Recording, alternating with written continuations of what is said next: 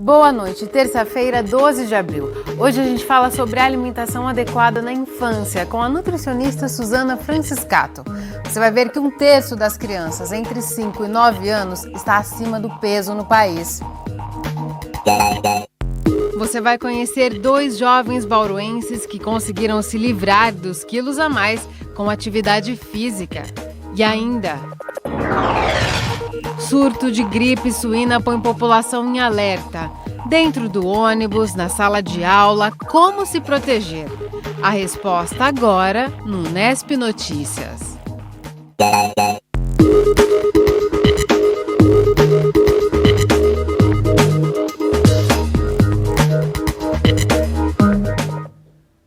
O surto de gripe H1N1 já matou 102 pessoas neste ano no Brasil. 70 vítimas foram só no estado de São Paulo.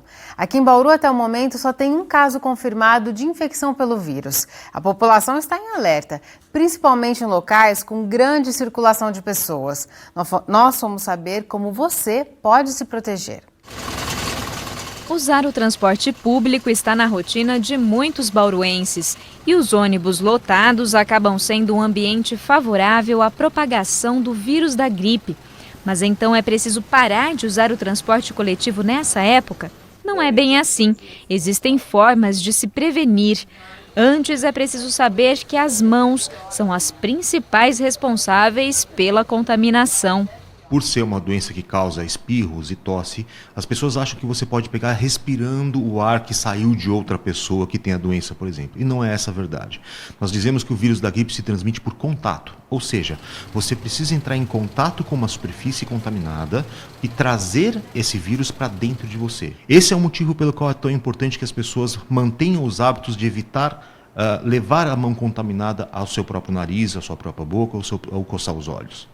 Então é preciso ter atenção total dentro e fora do ônibus. A Estela não tem dúvidas do que precisa fazer para não ficar doente. Não colocar a mão na boca, né, no rosto assim, e abrir os vidros para não ficar tudo fechado ali, então fica muito quente, né? E a Kátia, que pega o transporte coletivo todos os dias para ir ao trabalho, também reconhece que não pode descuidar. Quando saio de casa, chego no trabalho, tá sempre lavando a mão, devido a gente estar sempre circulando em lugares que tem bastante gente, né? Tá sempre se protegendo, usando o álcool gel conforme é recomendado. Sabe-se que o vírus pode sobreviver nessas superfícies durante algumas horas. Ou seja, todo local em que há muita gente pode concentrar também pessoas doentes. E pessoas doentes tossindo, espirrando, levando o vírus às superfícies também podem contaminar as superfícies. Resumindo, se você foi a um lugar em que há aglomerações, você vai se expor a um risco um pouco maior. Para se precaver, tome cuidado para não levar a sua mão contaminada até as suas mucosas. Se os adultos precisam ficar atentos às práticas de higiene, com as crianças o cuidado deve ser redobrado. Nesta escola municipal em Bauru, estão sendo desenvolvidas diversas ações para evitar o contágio da gripe. Na sala de aula, todas as janelas ficam abertas e o ventilador ligado. Antes e depois de cada intervalo, todos os alunos lavam bem as mãos e usam o álcool gel. Durante as aulas, eles também aprendem as características do vírus da gripe e outras formas de se proteger dele. E olha, eles aprendem bem rápido. Você tem que lavar as mãos por 20 segundos com sabonete, aí depois você vai pegar o álcool gel, passar cumprimentos, aperto de mãos, beijinhos, ou também cumprimento, contato físico. Tem que limpar o teclado, às vezes o celular também, os botões, porque são objetos que muita gente passa a mão. Então tem que passar álcool gel ou álcool 70%. A gente está agindo realmente com as crianças para que eles sejam os multiplicadores. Então o que a gente, eu em particular, e acredito que muitas das minhas amigas, temos feito? Pedido para que os alunos passem todas essas informações para os pais, pedir para que coloque realmente essas ações em práticas, que evite locais muito fechados, muito cheios. O que a gente tem conseguido fazer aqui é agir de maneira realmente preventiva. E se ainda ficou alguma dúvida, nada como uma musiquinha para aprender brincando.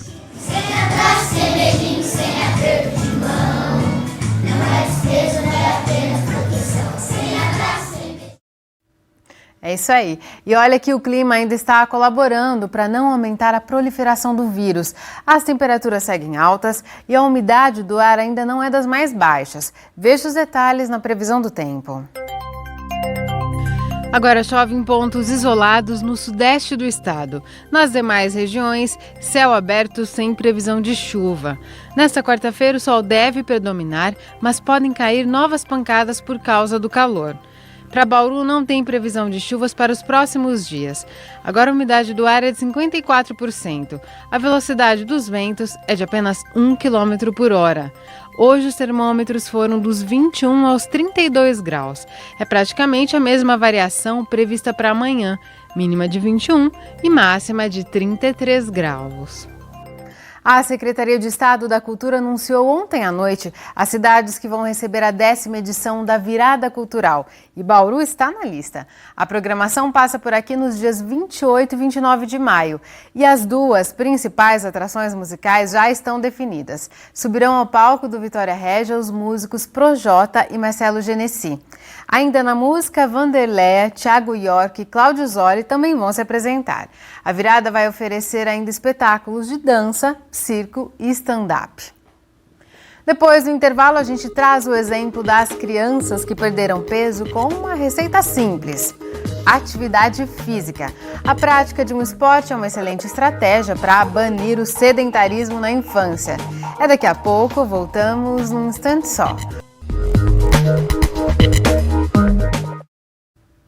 Voltamos com as notícias da sessão da Câmara de Bauru de ontem. Os vereadores aprovaram o veto do projeto do prefeito Rodrigo Agostinho ao projeto que obrigaria as empresas de transporte coletivo a fornecerem aos usuários o saldo do cartão do ônibus. Apenas 2 parlamentares votaram contra o veto: Roque Ferreira, autor do projeto, e Moisés Rossi.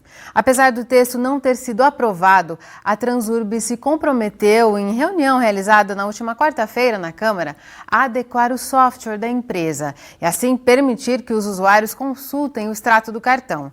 A medida valerá para os 17 postos de venda do cartão, além da própria sede da Transurb. O usuário deverá documentar a solicitação do extrato.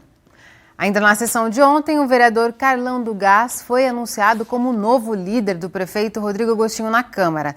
Ele vai substituir Marquinho da Diversidade, que trocou de partido recentemente. Ele deixou o PMDB, a legenda do prefeito, e foi para o PP.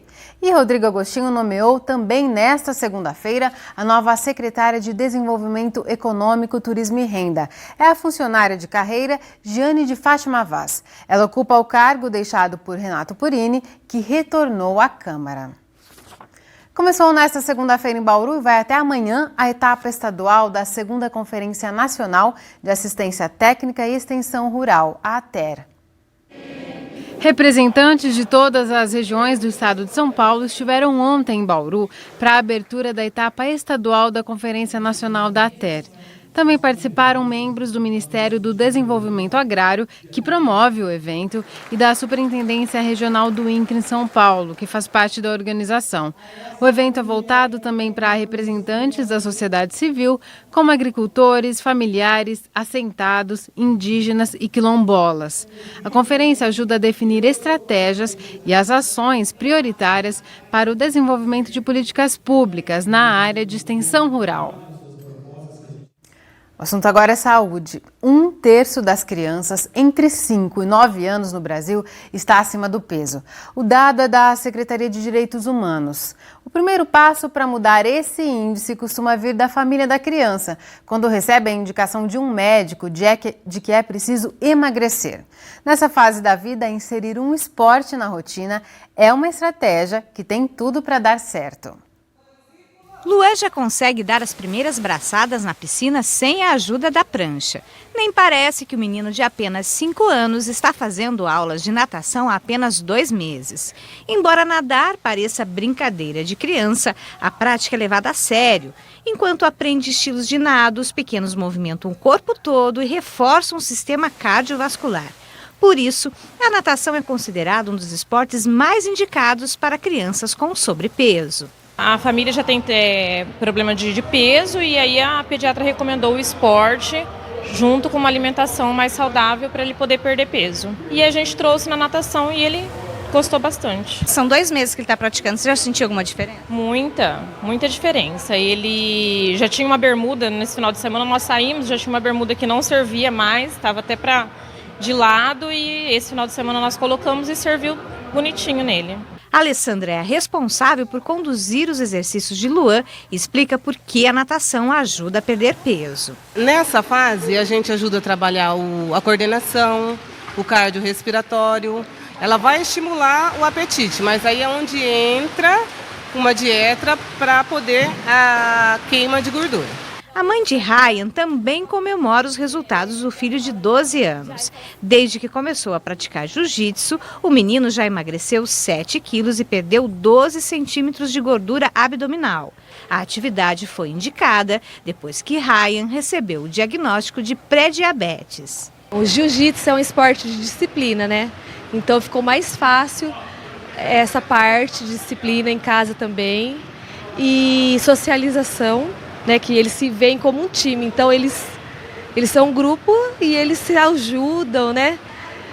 Essa parte do emagrecimento, que é o mais importante, né? O professor de Ryan explica que esportes como o jiu-jitsu devem ser apresentados de maneira lúdica para crianças. Muitas crianças hoje ficam em Facebook, internet, perde esse lado de interação, de brincadeiras que antigamente tinha bastante. Então aqui a gente busca aumentar o máximo de cargas de exercícios físicos de uma forma lúdica para que elas possam interagir e gastar sempre mais energia. E é justamente a possibilidade de fazer amigos que mais empolga o Ryan.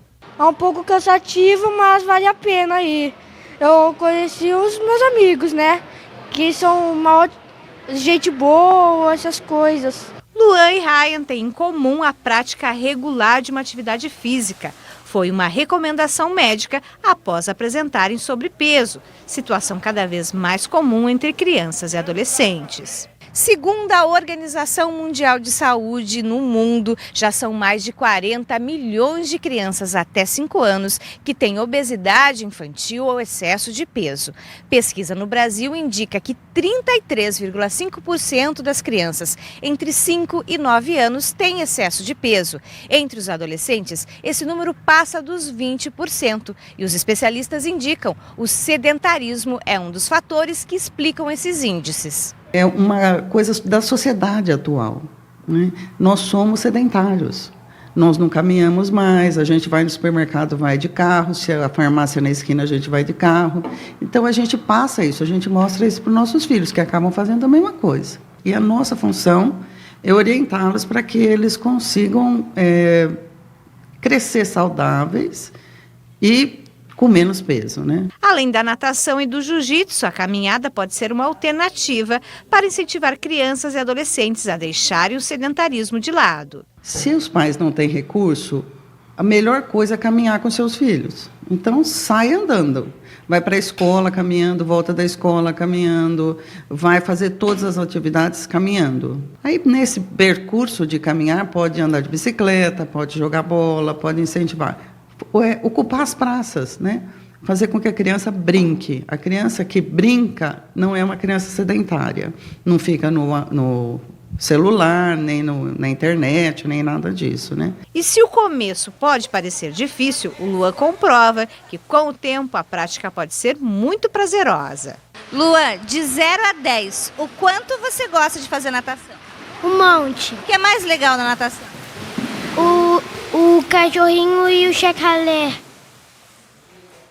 Esporte é muito bom, melhor ainda se for aliado a uma alimentação saudável. E é sobre isso que a gente conversa com a nutricionista Suzana Franciscato no próximo bloco. Fique com a gente que o intervalo é bem rápido. Estamos de volta e a gente continua a falar de hábitos que previnem e combatem o excesso de peso na infância. Vamos conversar agora com a nutricionista Suzana Franciscato. Suzana, muito obrigada por sua presença aqui no Nesp Notícias. Eu que agradeço a oportunidade de poder passar informação sobre obesidade infantil para vocês, né? Suzana, para a gente começar, quando que uma criança é considerada obesa ou com sobrepeso? A criança é considerada obesa, ela é caracterizada a obesidade com acúmulo de gordura no corpo. Então, existem fatores genéticos que levam a essa obesidade, mas na maioria das vezes, as crianças têm um desequilíbrio entre o consumo de calorias e o gasto de calorias. Então, o sobrepeso é quando ele está no estágio chegando na obesidade. Então, depende da idade da criança, depende do sexo da criança, da composição corporal, a gente vai defini-las entre sobrepeso e obesidade. E a gente viu, no caso da criança não está gastando muita energia, nós vimos na reportagem que o esporte é um grande aliado. E a dieta balanceada, ela entra como um complemento, os dois têm que caminhar juntos. Os dois têm que caminhar, porque como a alimentação ela vai fornecer energia para essa criança ela tem que consumir, mas ela tem que liberar essa energia também. Então os dois caminham junto. A criança sedentária, ela vai ter que consequentemente diminuir a ingestão de calorias, mas isso pode também comprometer o crescimento da criança. Então, para prevenir uma obesidade, o exercício físico aliado à alimentação vai ser perfeito. Se a criança pratica muita atividade física, um esporte, mas não se alimenta bem, ela pode ficar até doente. Sim, porque se você gasta muito, se essa criança gasta muitas calorias, ela pode vir a ter um déficit de crescimento, porque a criança está na fase de crescimento, na fase de desenvolvimento cognitivo também. Então, se ela se esforça demais, gasta muitas calorias, ela pode ter perda de peso e ela vai ter um cansaço contínuo que até essa atividade física chega uma hora que ela vai ter que parar, porque ela não vai ter que continuar tendo essa energia para continuar nessa atividade física, né? E o que é muito importante também, com a falta de calorias, nós vamos ter, consequentemente, falta de nutrientes. E a anemia, que é o caso da falta, deficiência de um mineral, que é o ferro, ela vai estar presente muito nessas crianças. Então, porque por falta de alimentos, falta de nutrientes, a criança fica mais cansada ainda, consequentemente, essa performance que ela ia adquirir com a atividade física, ela não vai conseguir. Então, e outros fatores associados a uma alimentação, né, de outras doenças crônicas também. Uma dieta equilibrada poderia ser resumida de que forma, Suzana? A alimentação equilibrada é aquela onde fornece todos os nutrientes que a criança precisa para o crescimento. Então, deve ter carboidratos que a gente encontra no arroz, nos cereais integrais, nos pães, nas massas. Deve conter também proteína, que vem tem proteína vegetal e animal. Da proteína vegetal a gente vai encontrar nas leguminosas, feijão, ervilha, lentilha, grão de bico, proteína animal das carnes, ovos, leites, né? Temos a gordura que a gordura não é o vilão. A criança precisa se alimentar com alimentos ricos em gorduras, principalmente porque ela também vai fornecer substratos para a formação de hormônios sexuais na fase de estirão, na puberdade, mas não na adolescência. Mas não é qualquer gordura. Não, a gordura saudável que a gente considera que é a gordura vegetal, dos óleos vegetais, principalmente. Então, um azeite de oliva, um óleo vegetal de canola, de girassol. E as vitaminas, fibras, sais minerais que vêm das frutas e verduras. Então, a composição da dieta sendo equilibrada, um pouquinho de cada grupo, essa criança vai ter energia necessária para o seu desenvolvimento físico, mental, emocional e para as atividades físicas, né? Seriam quantas refeições por dia? Uma média de 6 refeições, de 5 a 6 refeições, incluindo o café da manhã, a colação, que é aquele horário intermediário que normalmente a criança ou está na escola ou em casa, o almoço, a merenda da tarde, tanto na escola como em casa, o jantar e a ceia na hora de dormir. Assim a gente consegue fornecer todos os nutrientes que as crianças precisam. Mesmo a criança que pratica um esporte com regularidade, 3 vezes por semana, é só fazer essa dieta ou há necessidade de complementar com mais carboidratos, por exemplo? Não, a criança que pratica esporte, ela tem que ter um equilíbrio de 50% a 60% de carboidrato, 20% a 30% de gordura e de 15% a 20% de proteína. Mas o que a gente vai levar em consideração? Se ela gasta mais energia com esse excesso de atividade física, ou que seja 3 vezes por semana, nós vamos simplesmente acomodar as quantidades para essa criança que gasta mais. Não é uma dieta, uma alimentação diferente da criança que não pratica atividade física. O que vai mudar é a quantidade, não a qualidade. Uma criança que tem casos de obesidade na família, como é o caso de uma das crianças que a própria mãe citou, ela tem que ter uma alimentação diferenciada? Isso é importante. Não é uma alimentação diferenciada, é a mesma alimentação balanceada. Porque assim, se ela tem um caso na família, o ambiente da família não pode ser um ambiente obesogênico. Obesogênico. Obesogênico é o ambiente onde propicia a ingestão de grandes quantidades de gordura, de alimentos não considerados não saudáveis, que seriam excessos de balas, doces, refrigerantes.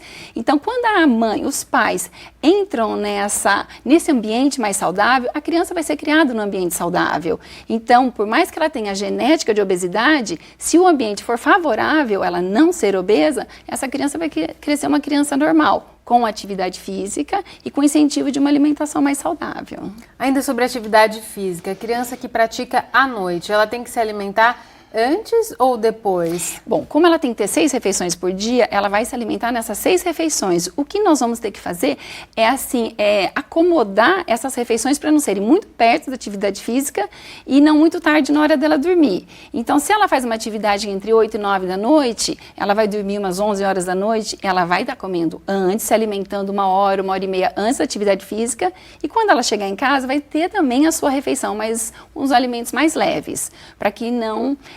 porque a digestão vai ser feita durante a noite. Como ela vai dormir logo em seguida, então isso não vai comprometer a qualidade da digestão dela. Queria aproveitar a sua presença, Suzana. Ontem nós mostramos aqui no Nesp Notícias que alimentos que contribuem para essa dieta rica e adequada, frutas, verduras, legumes, são os que mais têm subido de preço. E muitas famílias reclamam, hoje para comer bem eu tenho que gastar muito. É possível se alimentar bem e contornando essa inflação? Sim, porque o que é importante também é escolher os alimentos da safra. Então, não é porque determinada fruta a criança prefere, determinado vegetal ela prefere. Se os pais acomodarem que vão comprar os alimentos, escolher os alimentos que são da safra, realmente ele vai ter um preço mais acessível. E na hora de fazer escolhas, muitas vezes os pais fazem a escolha errada. Deixam de comprar frutas e verduras e compram outros alimentos que também não estão tão baratos e fazem essa troca. Então, guloseimas principalmente, porque agrada mais os filhos. Então, nessa questão de educação nutricional, existe a criança que quer comer o que ela quer escolher. Então, os pais têm que entrar, porque são eles que vão formar os hábitos alimentares dos seus filhos na infância, né? Os pais e a escola. Essa questão dos alimentos da safra é até mais um mote para inserir novos alimentos, para a criança conhecer, que os pais precisam fazer. Eles precisam, e hoje a criança não passeia mais numa feira ao ar livre. Então, se os pais levarem no supermercado para conhecer os alimentos, vai para a feira, vai passear, além de estar estimulando o conhecimento dos alimentos, vai estar fazendo a criança caminhar também. Então, isso vai associar e o prazer de estar com os pais. Hoje, os pais têm pouco tempo para estar com os filhos. Então, nesse tempo que vai passear na feira, vai fazer compra, vai conhecer os alimentos, é uma maneira de ter uma interação entre a família, né? E o que vai estar colaborando para não haver a obesidade dentro de casa. Tá certo, Suzana. Muito obrigada por suas orientações. Eu agradeço. A gente fica por aqui. O Nesp Notícias volta amanhã às 6h30 da noite. Tchau!